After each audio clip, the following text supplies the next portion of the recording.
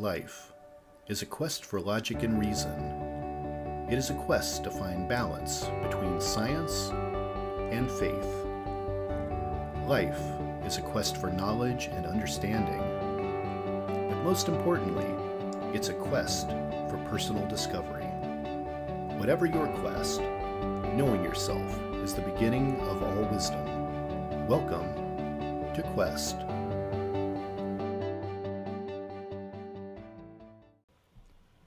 Hi, Ellie. Welcome back to the Quest podcast. Hey, Todd, how are you? Thanks for having me. Yeah, well, you're always a guest every year I bring you on. This is season 6. Wow, you've been doing this for a while now, haven't you? Yeah, and I always love to have you on. But before we get into the topic that we have for today, which I know is always of interest to my followers, because we like to myth bust. We're not myth busting today. I'm not going to say what we're doing yet, but I want to just deviate a minute because you're actually co-hosting another podcast I produce, and I want to hear about your experience with it. You are now the new co-host in No Earthly Explanation with Don Schmidt. How's that going for you so far? What are you getting out of it? Is it fun? It's a crazy ride. I didn't know what to expect at first. And interviewing people and asking them questions and getting them to tell their story in different ways is a blast. You get really, really engaged by what people are saying. You want to ask them more questions and you want it to run on, but you have like this time limit. And that's the hard part. It's like, oh no, I need to make sure that we wrap this up. We need to make our questions short, sweet. We got to stop. And that's the hard part because you want to know more, especially for interesting people. So that's the difficult part. Otherwise, it's a lot of fun. And I'm learning lots of things that I care about and have been interested in. And then I'm learning new stuff that's just kind of mind blowing where I'm like, this can't be happening. But that's the whole point of the podcast is things that can't be explained. So it's pretty neat.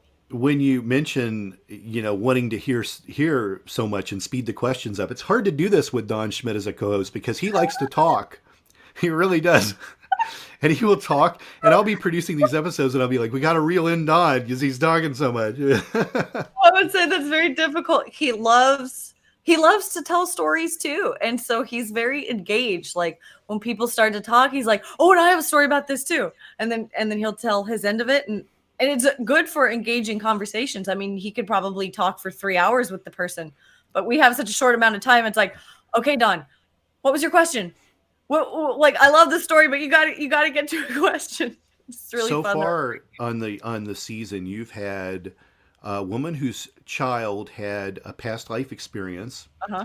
You've had a gentleman who had a near-death experience on a tunnel experience, like going off to heaven experience while he was dying on a mountain. Mm-hmm. You've had Father Daniel Duplantis come on to talk about stigmata. Yes. And the Shroud of Turin.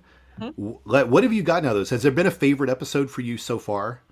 Oh gosh. And now that I'm on the spot and I forget the name, I love the guy that does the dream studies.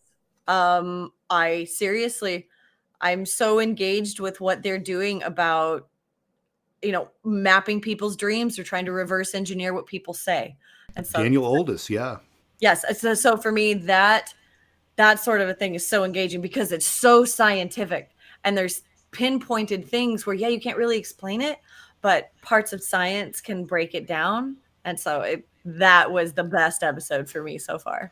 And Daniel, for those listeners for the Quest podcast, Daniel was a first season guest for me. And what was really interesting in that episode was just how much that kind of the politics of that world has changed and how it's difficult for Daniel, working out of Berkeley to study this when like the Japanese have like nearly perfected this just in like the 5 years since I interviewed him. They had no research on it and now they have all the research on it. Yes. And he like started this process. So it's crazy to see where it came from and where it's going. And folks, for those listening, this is recording dreams. Like this is possible. They can map how you walk, how you talk. They're figuring out what you're seeing in your dreams. It's really pretty incredible. Yeah, that was a great episode. What's it like being a geologist, kind of being thrust into this world of kind of these odd, unexplainable things? But at least for me, I believe that I use equal parts of my brain. I'm extremely creative, so I know how to think outside the box. It's how I was raised. But I came into being a scientist through school and wondering about geology. So I had to kind of reteach myself that there are these scientific methods that can prove things based on and theories and things that you do step by step. But knowing that, there are things that are just like clouds in the sky that but can't be explained as a cloud, or just like, wait, what? And so you have to take it back for a second, and you have to really use that creative side and think outside the box to understand, or more or less put yourself in those people's shoes. You can't always understand what they went through, but you can listen to their story and be open-minded about it. And so that's what it's teaching me. Yeah, yeah. So everyone, go listen to No Earthly Explanation and hear Don and Ellie Yes. with their interesting guests for sure. And Lot you of and fun. Don, yeah, yeah. You listen to old Don stories and Ellie chiming in every once in a while. Yes, this is what it is. It's like, nope, not yet. It needs to Wait. be a two hour podcast, isn't it? I always feel so rude. I feel like I'm going to cut him off, or like when he takes a breath that we've missed a beat in the recording and he didn't know that I was going to say something. So I'm like, oh man, I sound like a jerk, but I'm not meaning to. In person, it's far worse because we'll be in a cigar lounge for 5 hours, just everyone telling stories. Because you never, it's like an 8-hour shift we put in at the pub. I can see that all day long. After having spent 3 days with Don in Roswell, I could totally see that. Like especially at dinner or any event, and then driving back and forth. I was in Don's car, so I completely understand how that goes. And you and Don have something else cooking in October. There's actually going to be an archaeological dig at Yes. the debris field that you all Yeah, are in going Roswell. to, and people can go to this. They can Yes. actually register and attend this and be part of the volunteer dig team. That Yeah. sounds exciting. Yeah, they Can you can talk learn. about that? Oh, totally. Yeah. They can learn like firsthand, like what's going on, where the debris field was, the separate digs that have gone on before, and the extended dig that we're going to do to try to map out different areas and try to catalog the things that could possibly be there. Because there's been a lot of runoff, a lot of things get buried. Even after one rainy season, stuff can get buried and just still be there. So there's no one way that everything was completely collected. And the last dig that they did, I wasn't a part of, but they did find things that were a little odd, some metals that couldn't exactly be explained. And all of that's cataloged, and parts of it are in the Roswell Museum as well.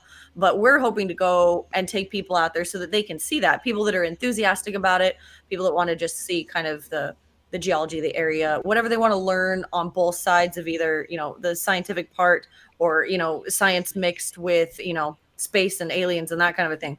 It's all very real. It's all out there. And so we're going to hopefully be able to show people some fun down in Roswell to be there. And this is the only way an average person can go to the debris field. You just can't go out there on your own, even if you knew where it is, because it's Bureau of Land Management land and it's leased out to people. Yeah, So, these are big cattle farmers that have like leases on these land. They're all fenced in. The cattle ranchers have, padlocked gates. You can get permission from them. Some of it's even on private property, and you have to get permission from those people to be there. You can't just go, hey, I'm going to go walk around. You're probably going to get shot. So that's not advised. so people, you can go to crowninternational.us to find more information on that Crown experience and go hang out in the desert for a couple of days with Elley Ringo. It's crazy geology. There's worse things you could do on a weekend, Totally. Go Go collect to work. rocks. Yeah, it's going to be great. So let's move over to what we're going to do today. Normally, when I have you on the podcast, we're myth busting. Yes. I'm trying to take something apart, something, spiritual, religious, just something I want to, figure out if it could be true or not. I don't have that today. Today, we are going to be covering Geology Mysteries. Yes. Which I didn't know there were any mysteries left in geology. I was, come on. naive that I thought geology was like done. The book was closed. We're not adding any more to it. We're not going to discover any new rocks. But apparently that's not quite the case. We're always expanding on geology. And that's the thing with science. It's a constant learning experience. Nothing has been completely solved. They thought that when they found the atom, and they thought it was the smallest thing. And then they split it open and learned that it was made up a whole bunch of crap. And, and they made even smaller things inside of it. And so for a scientist and being in geology, there's always something to learn. And there's always mysteries around different geologic features where people think that they are or know that they are. But then new evidence comes up or new studies where people are like, oh my gosh, I can't believe that this happened. But I have some like geology mysteries for you that you've probably heard of but might not know so much about. And some of them are kind of a mix of geology and like oceanography, I guess. A little bit of biology in there too. So I don't know how you want me to get started on this exactly. Tell me what you've got. I will probably have questions. Okay. Well, the topics that I've thought about talking about, we have the Great Unconformity in the Grand Canyon. A lot of people know what it is. A lot of people think it's a joke. We have the Carolina Bays. We have the Eye of the Sahara, and then Lake Hillier.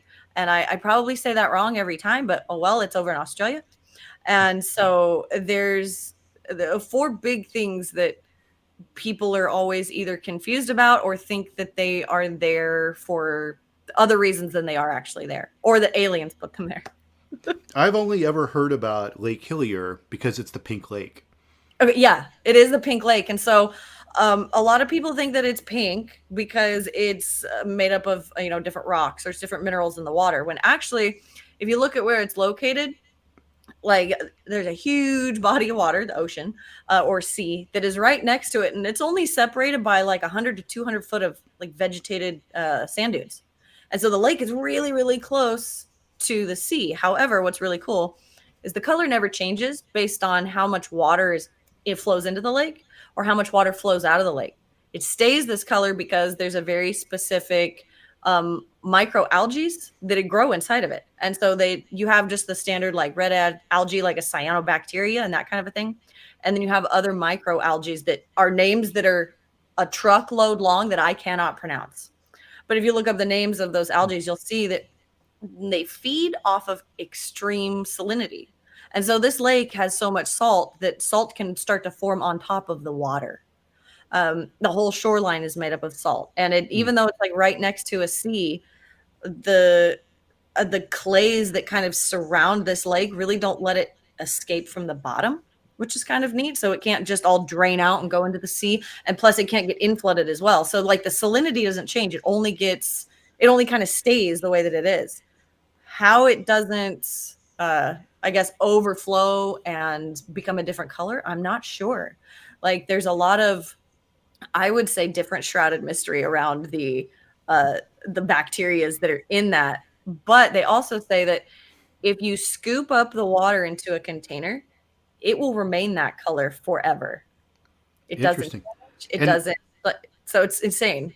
And when I say pink, it's like Barbie pink. It's like pink. Bubblegum. Yes, it's bubblegum. Yeah. You can see it from space, like little teeny dot, I guess, but it looks like a giant, huge bubble of bubblegum that just got stuck right there on land. And I understand you can swim in it, that it's actually safe to swim in.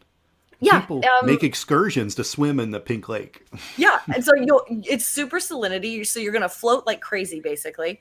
And the bacteria and the microalgae that are in it don't seem to affect people. Although some people can have a reaction to cyanobacteria, depending on how it forms. But for the most part, it's all pretty good. And everybody, I guess, that goes there finds it more as this like tranquil sort of experience to swim in like this pink lake. Just like going over to Truck Lagoon and swimming in the pink jellyfish lake that's in the middle of a sea. I would love to do that. That's interesting. I always thought water took on its color from the sky. Well, most water does, because it reflects the color of the sky. That's why like when you're near an ocean, it's a really like dark, hazy day, you'll get the water looks gray. Yeah, the water looks gray and funky. And then when the sun brightens up, it's pretty. And you can see that in tropical places too, that it on beautiful days, because the clarity of the water. So the more turbid the water is, so the more sediment that's in the water, the more it's going to reflect the darker colors from the sky. And so it's going to look more grungy, scary, darker. And the more clear the water is, the less turbidity it has. the clearer, more blue and pretty and crystal looking it's going to be. But yeah, the sky has a huge difference or a huge thing to play in that. But because the pink lake has so much salt in it, there's no refraction down to the bottom and back up for the Gotcha. light to get in and then reflect the color of the sky. There's just, it's too thick, basically. It's way too dense. So that red Interesting. bacteria just keeps it pink. What else do you have for me for mysteries? Oh, well, I'm kind of, I don't know. I'm kind of saving the Eye of the Sahara for the last, because it's Sure. one of the most interesting. But um, something that a lot of people think, like, crop circles happened around the Carolina Bays. They think that it was a foreign entity that basically kind of punched holes in the ground. And if you guys ever look over the Carolinas, you'll see these. They're like huge depressions. So the ground over there, there's a lot of clays, there's a lot of peat moss, and there's like this silty sand. It's not like hardcore rocks where I'm talking about this areas are. And they were formed because the ocean came in and it swept away a bunch of these areas, and then through like wet cycles and then heat cycles and wet and hot, the peat moss started to depress and then kind of sink in a little bit. But as water stayed in those areas over centuries and centuries, like hundreds of thousands of years, wind went in one direction and basically swirled the water, almost like when you're draining a bathtub or a toilet, just the vortex that goes down. The wind did the exact same thing in these areas to create these huge round holes essentially everywhere. And most of them are filled with water, and they look like miniature little lakes. That's why, they're called little bays, but they are also known as the Carolina Lakes, the Round Lakes. There's something else that I don't remember what it's called, but regardless, they're all shaped in one direction. And I guess, like, if you look at them from the sky, you can see wind patterns. And for a geologist, if you're looking at stuff, you're looking at the clays and the sand and how it whips around and stuff. So there's actually like a higher side of a shoreline that looks like a ridge and rim that comes up, and then a shallow side that looks like almost it tapers off with the land. And that's purely just from like an arid wind erosion, basically, of the ground. And so there's a lot of people, though, with the mystery of, oh, they were put there by aliens. The aliens put them there. I was like, yeah, that's a cool story, bro. But it's not exactly what happened. But for science, there's always like a scientific way to figure things out, or somebody that explored with a scientific theory to come up with that actual conclusion, I would think I wouldn't think of aliens punching holes in the earth. I think more like an impact crater of some sort. Yeah, That's what I exactly. would think. You would think that maybe like, yeah, little meteorites, right? But with it being mainly like swampy, a lot of vegetation, a lot of stuff like that, you're not gonna have the like profound impact, so to speak. Like if a meteorite did hit the area, it's going to be overgrown, it's going to fill in, and they're not going to be everywhere. You're not going to have these perfect like cylindrical circles that were created like one after another in this like in confined areas. You're going to have one crater if you could find it, and then that would be it.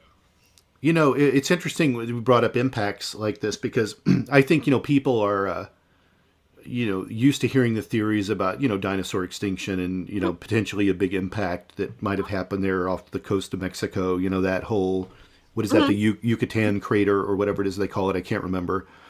But it's under the sea, I suppose, and people have looked at this and analyzed it, and they think maybe that's where a giant asteroid or something hit the planet and had an extinction level event. And then, like, close to where you are, you have the Arizona meteor crater, which is obviously far smaller. Oh yeah. Are there other impact craters like that around the country that are maybe smaller, like Arizona meteor crater size or smaller, or would those just be too small and would have just eroded away over time? Well, no, yeah, there's ones in Death Valley. There are little bitty ones kind of all over, I would say, Arizona. They're really, really small, especially where the meteor crater it actually is. There's little miniature ones, but there's so much erosion that they just get buried. And you might find remnants. People go up there with their metal detectors all the time. Oh, I found a meteorite, or I found this, or I found a chip, or I found whatever. Yeah, it'd be really, really cool to find. I'll find one someday. Just takes a lot of time. When you say small, how small? Um, oh gosh, anywhere from the size of a pea to I don't know, a few inches. So, like, and the size of a pea hurtling from space into the ground is still going to create a miniature crater. You know, because you have to think about the force that's behind that and what it's hitting, the impact that it's going to create. And to boot, there's a lot of stuff to test for impacts. Like there's impact metamorphism. And so you have this intense heat and pressure all of a sudden that happens to transform a rock and alter a rock almost immediately. So you have different crystalline structures. You'll go from an alpha quartz crystal to a beta quartz crystal just in structural form based on how it recrystallizes after a meteor hits and creates and transforms it into a meteoric morphism. And so it's that sort of testing is really awesome, that you can say, hey, someone thinks this happened, so you go test the area as far as an impact goes, and there's going to be some form of a rock record that's going to show that. So it's possible when that large meteor hit Arizona, there may have been smaller ones that impacted at the same time. Oh yeah, or it was breaking apart when it was coming in, or whatever. Mm-hmm. Interesting. Yeah, especially up in that area. And so that I don't dismiss it at all. And they just weren't profound enough to be made into a park. Interesting. So let's talk about the Great Unconformity, because I wasn't familiar with this at all. Oh, really? Yeah. I wasn't. Okay. The Great Unconformity both was discovered by James Hutton and Powell, and at two different time periods. One was, very early on, and then one was later in the 1800s, and they both talked about it, and they both looked at it, and they realized that something was going on. But for those that don't know, an unconformity is an area of geology where there is a certain rock type, and that could be tilted, could be not tilted, could be flat, but for the sake of argument right now we're just going to say it's flat. And there is a missing time zone, basically. So let's say that you stack up a bunch of pancakes, they're all the same age, a couple of those pancakes get taken away, and then all of a sudden years later there are brand new pancakes that are put on top, but nobody understands where the rest of the pancakes went. Essentially, all of the ground is eroded away to a certain area, and then new rocks form. But with the Great Unconformity, it's pretty awesome because it is an angular unconformity also, which means we're going to take our flat pancakes. They were all put on a plate. And then let's say somebody tilted that plate into some form of an angle and then started laying flat pancakes on top of those pancakes. And so you have angular strata, and then all of the tops of that angular strata, it got eroded away. So it was basically cut. And there is a gigantic time gap in between that angular strata and then the horizontal strata that was placed on top of it. And so that area where you don't know where the rocks went or what happened is called the Great Unconformity, because the time gap is so huge. And you can see different outcroppings of the Great Unconformity all over Arizona. It's in the Grand Canyon. And it's become such a mystery because everybody can almost rock by rock by rock tell you exactly how the Grand Canyon was layered up. Not necessarily how it was formed and sliced through, many theories around that, but just the rock record by itself. And so when you have hundreds of millions of years of rock strata missing, people are like, oh crap, what happened? And so it's something that cannot be explained as far as where it went, where it eroded to. And if you talk about like erosion and rock movement, and I'm jumping to a completely different area, Sedona, the sand dunes over there, before they were solidified into the sandstone we know today, some of the sand actually that's in Sedona came from the Appalachian Mountains as they started to erode.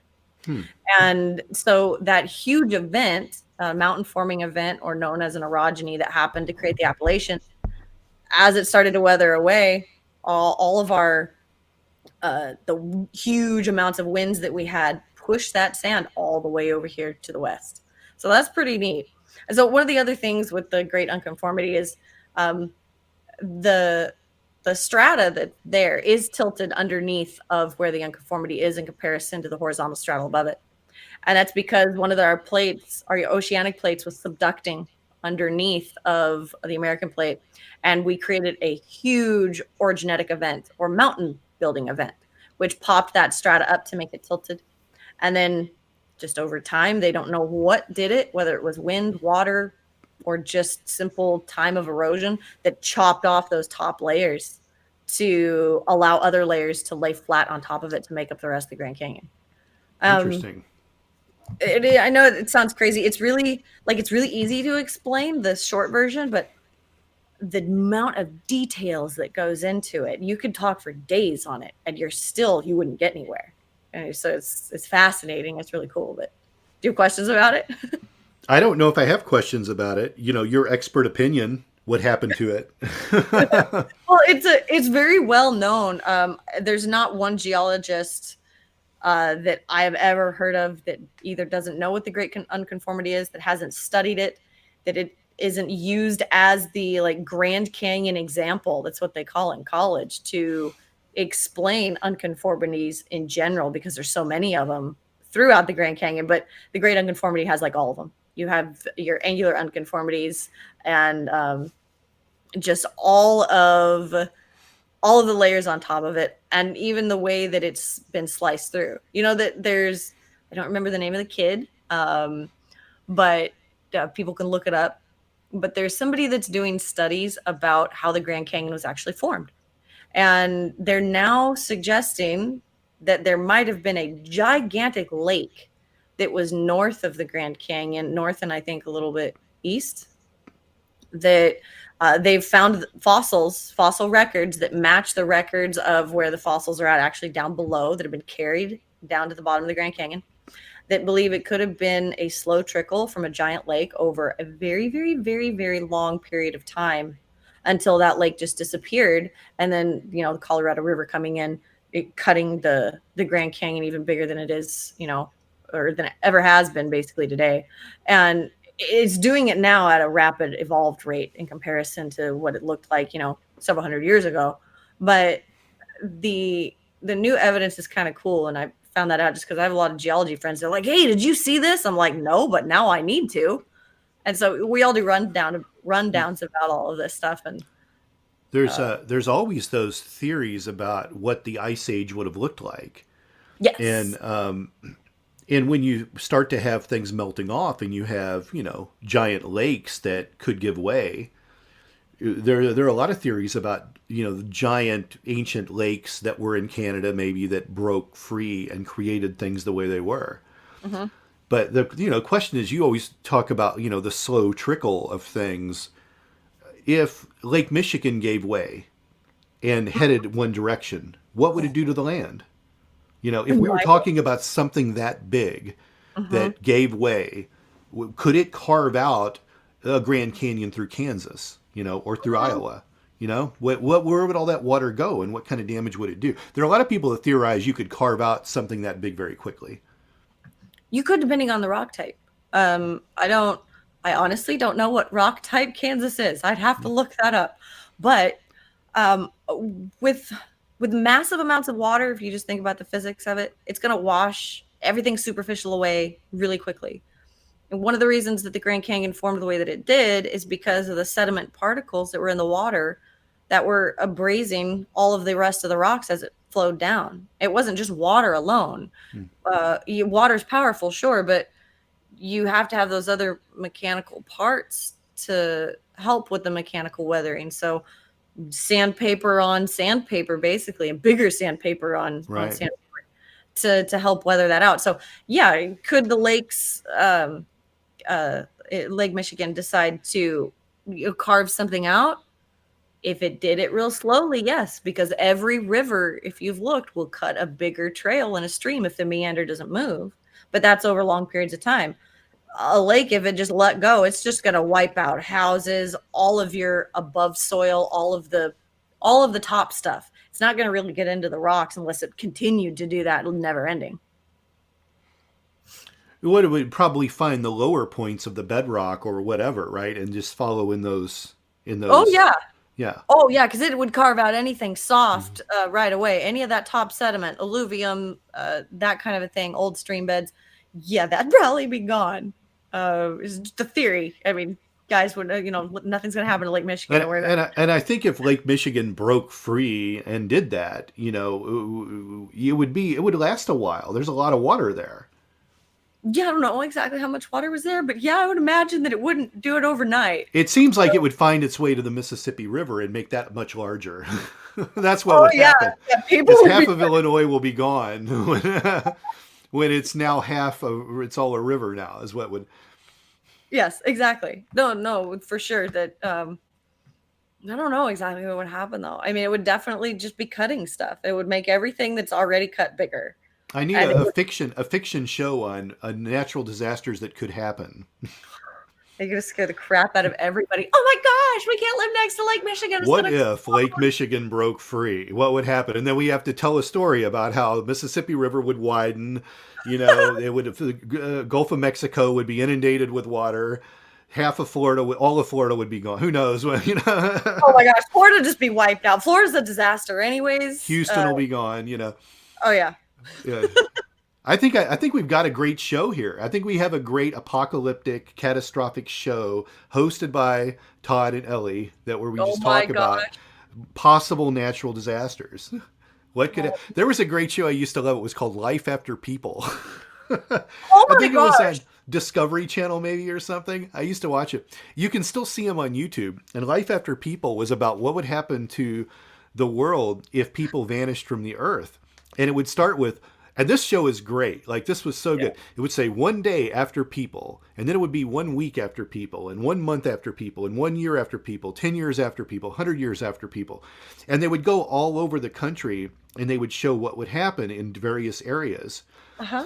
And every episode was themed for something in particular, like what happens to national monuments, or what would happen to animals, And they would show the deterioration of things, and then they would go to locations where things like this have already happened. So they would go to a ghost town in Gary, Indiana. They would go to Gary, Indiana, and they would, show what plant life was doing to concrete and how it was separating things and breaking things apart and how things deteriorate. They would go to ghost towns in the Old West. They would go to show how skyscrapers are constructed, and they would tell what would happen to those over the years. And Yeah, if they're not maintained.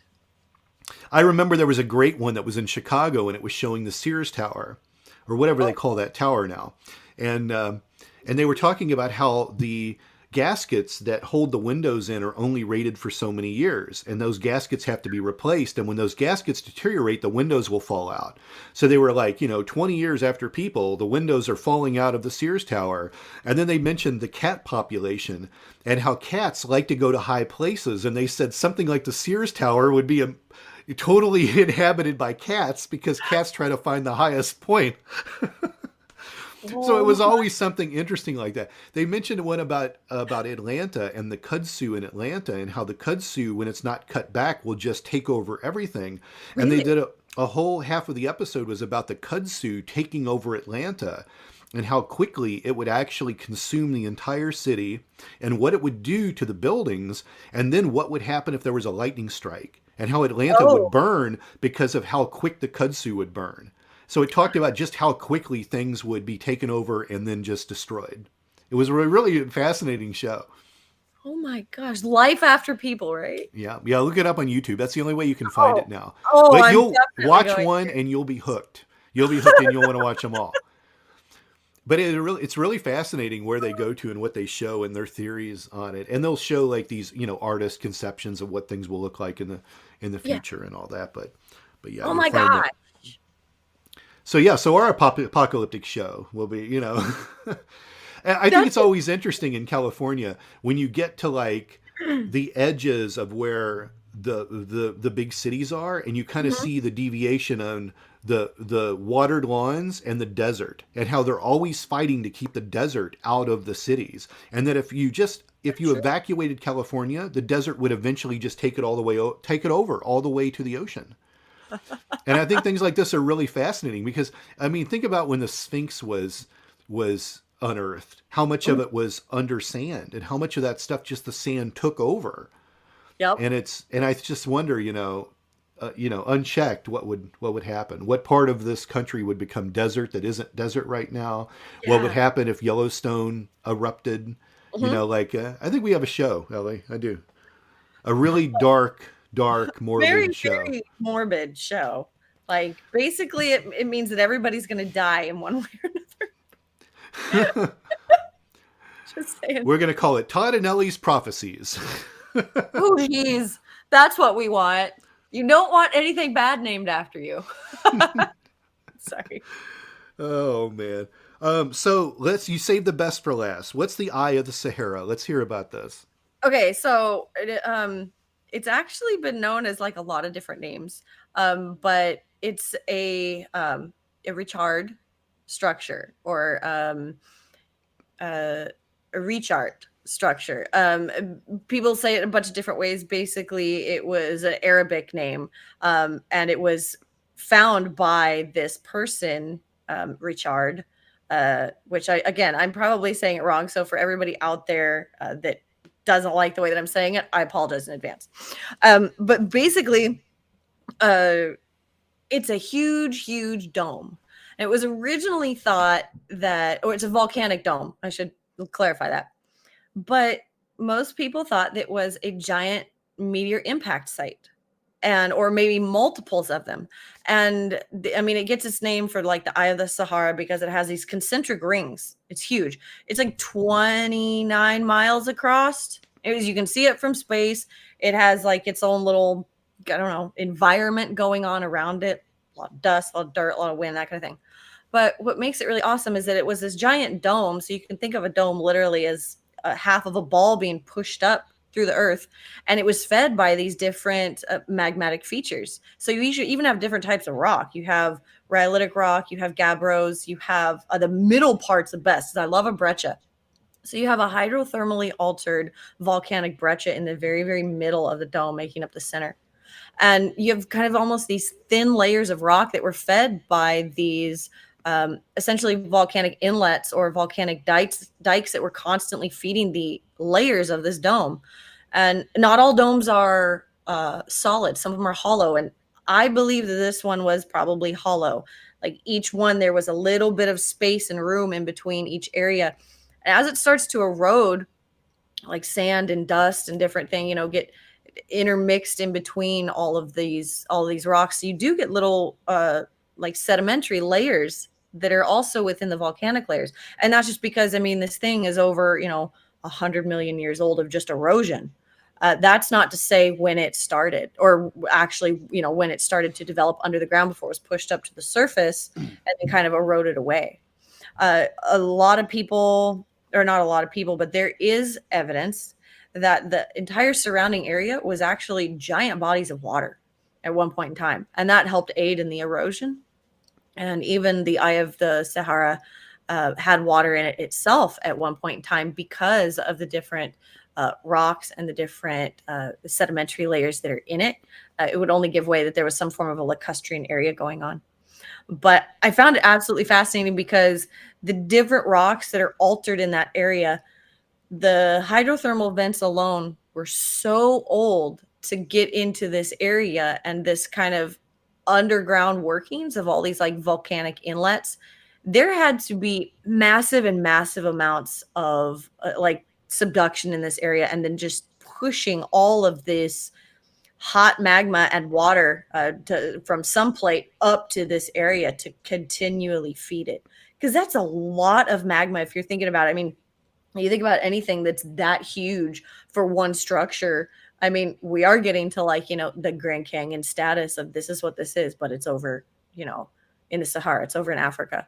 And it's a fascinating geologic location. People have had different theories about it since it was first discovered. And actually, when I first read about it, what was it called? Hang on. I always thought it was called, and people are going to hate me, and again, I'm sorry, was the butthole, but it was buttonhole. And so, and I misread that in college. And I'm reading whatnot, and everybody's like laughing. I was like, man, what did I do wrong? Because you know how you like skip over stuff real quick, and I went back. I'm like, No. excuse me, I'm so sorry. I didn't mean to say butthole. And everybody's like busting up. My professor was flipping out in the corner. I think he was just trying not to cry because he could see the reaction from the class, and I was just oblivious. I wasn't paying any attention because I can't see my classmates. I sat in the front. I wasn't going to sit in the back. So it was great for me. It was such an embarrassing moment, but it was also really lovely at the same time, just for, everybody makes mistakes. But so it really stuck with me that it was the butthole. The butthole of the Sahara. Just really sad. I know. It was really awful. But yeah, that's that is in textbooks and whatnot. But I don't know I don't know if you have questions about it. I don't know if I can answer them because I just have like the brief knowledge about it. But No. People need to go look up a Google image of what this looks like, though. It's really impressive. I did think of something else I want to ask, though. It's not really related to the butthole of the Sahara, but that stays between us, right? I'm curious, yeah, and all the listeners. I'm curious, are there volcanoes in desert areas?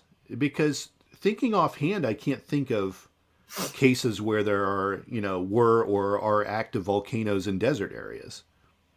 Well, yeah. I guess most people like to think of the volcanoes on coastal areas, right?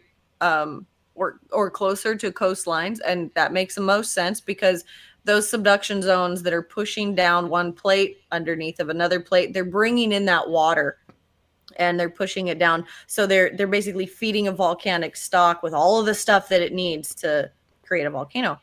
But yeah, you get like I would say inner plate movement as well, because you get orogenetic events or mountain forming events, and those are just plate on plate collision. And so things that created the Appalachians, the Rocky Mountains, oh gosh, I forgot the name of the Archean belt. Anyways, I can't remember it off the top of my head, but the ones in the United States, those are inner plate boundaries that are colliding with one another to upthrust and create mountains. And so when that happens, you also get the same forces that will create enough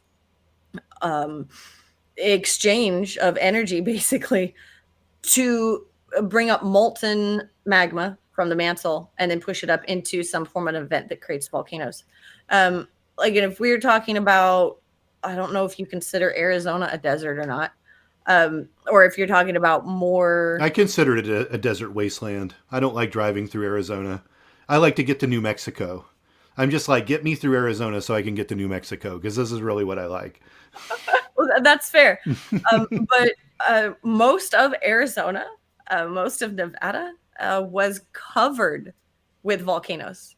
Wow.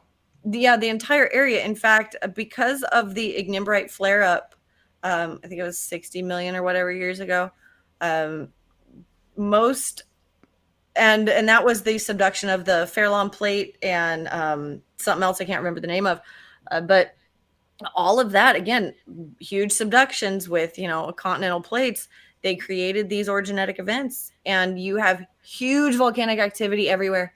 And so with the ignimbrite flare up, you had giant amounts of volcanoes popping up all over the place. Some of them were single event. So you have like your big magma chamber, and then you'll have like one or two little vents off of it. A little bit of magma pops up, basically creates a little volcano. All the earth around it erodes, and then you have a single volcano. Just like with what's it called? The ship. It's not shipwreck or shiprock or that one, the one out in Wyoming. That huge volcanic tower, it was a gigantic volcano, and that little center core is the only thing that's left over, and that's very inland. That's very, very, very deserty out there. But yeah, most of Arizona is covered with gigantic volcanic mesas, and so is Nevada. And so since it was kind of turned into all this like taffy, and it was all really solidified, it was all a bunch of magma, basically, you got a bunch of spreading and stretching, and that's why we have the basin and range, and that's how that was created as well. So you have all these things that happened with all of it being volcanic activity everywhere. Does South America and Africa have the same kind of history with volcanoes like that? Yeah. Oh yeah, South America especially. Like I used to talk to a professor that was down, really South America. He would work in the mines down there. And a lot of it is a bunch of like skarns that they were working in, a lot of like surrounding volcanism in the area. And so the Ring of Fire isn't the only place where there are volcanoes. They can pop up anywhere. And I know that sounds like crazy, like, oh, one's going to pop This in the is in back. our apocalypse show. Let's make a note That's of right. this. This has got to be in our. A volcano could show up in Kentucky. You know, we want to really scare people. You're onto some good stuff here, Ellie. Like, we want to make notes of this. I'm going to scare the living crap out of people. You guys just wait. So, I mean, Geology disasters with Elley Ringo. That's what it's going to be called. oh my gosh, people are going to kill me. But no, so anywhere there was a mountain forming event, there are volcanoes.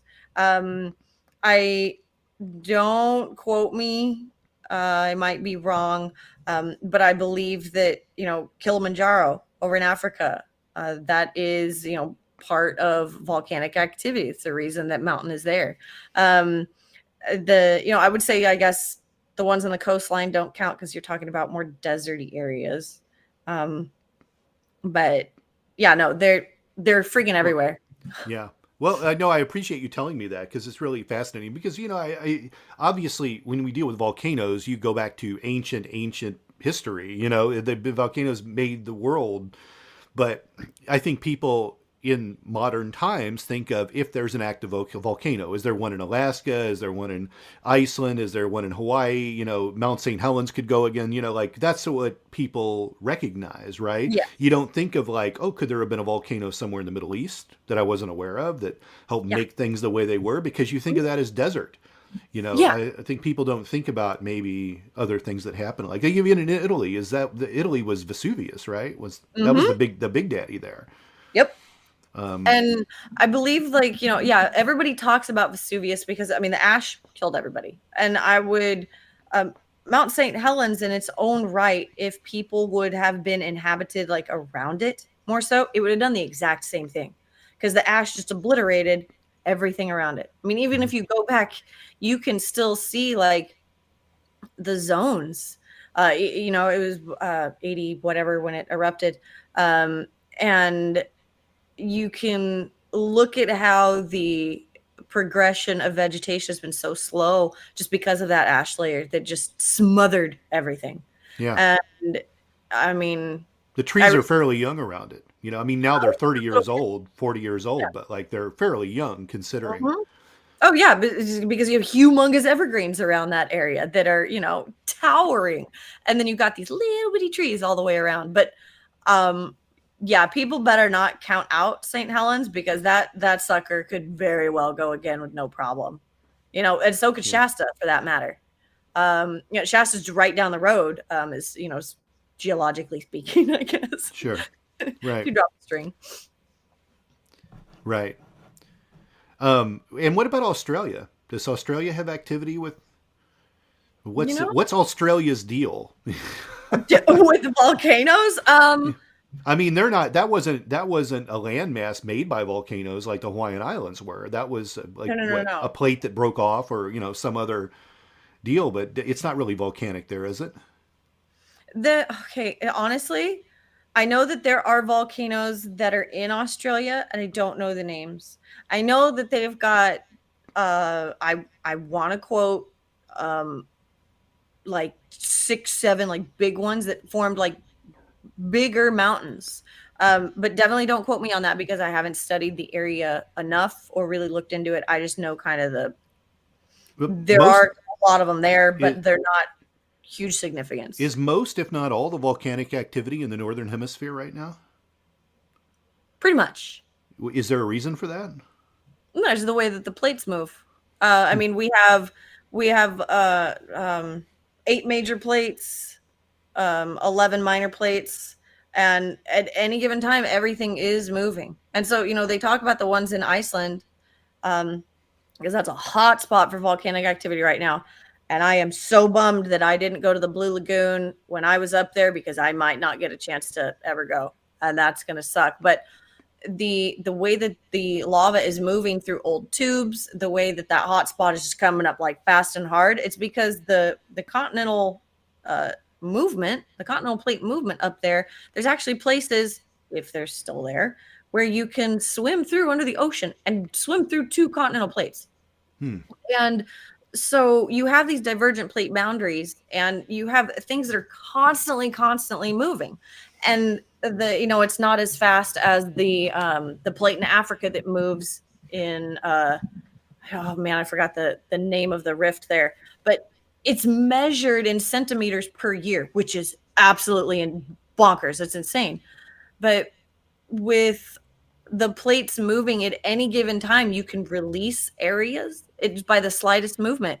And once magma starts moving, it can move faster and faster and faster and harder before it finds a fissure that it's going to break through. And voila, you have lava. And, it's kind of really rough and dirty of Iceland. And it's devastating, but also it's very well known. The whole place is made up of volcanic activity.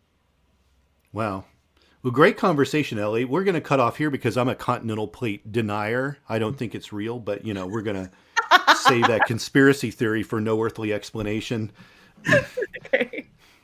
I don't think we have substantial proof that, the plates are moving around the earth. And it's kind of hooey to me. But, Elley, how can people find you out there on the interwebs? People can find me at Elley Knows Rocks on every form of social media, or at Elley Ringo, also on every form of social media. And No Earthly Explanation, which is every podcast. Wednesday. Every other Wednesday it comes out.